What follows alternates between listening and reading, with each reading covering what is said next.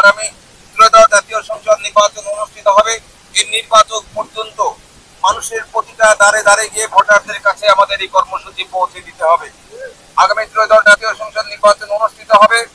আমাদের আমাদের একমাত্র কাজ হবে বাংলাদেশের মধ্যে সর্ববৃহৎ দল বাংলাদেশ জাতীয়তাবাদী দল, যে দলের নেতা কর্মী লক্ষ লক্ষ নয় কোটি কোটি, সমস্ত নেতা কর্মী ঐক্যবদ্ধ হয়ে আগামী ত্রয়োদশ জাতীয় সংসদ নির্বাচনী বৈতরণে পাড়ি দিয়ে বিএনপিকে ক্ষমতায় নিয়ে যেতে হবে এবং বিএনপিকে ক্ষমতায় নিয়ে যাওয়ার পরে বাংলাদেশকে নতুন ভাবে সাজাতে হবে।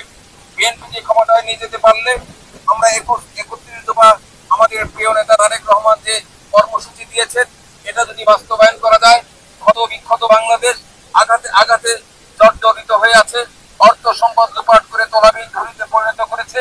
31 দফা কর্মসূচি যদি আমরা বিএনপিকে ক্ষমতায় নিয়ে 5টি বছর যদি নিষ্ঠার সঙ্গে দায়িত্ব পালন করে 31 দফা কর্মসূচি যদি বাস্তবায়ন করতে পারি, তাহলে তখন আর বাংলাদেশ থাকবে না, সোনার বাংলাদেশে পরিণত হয়ে যাবে।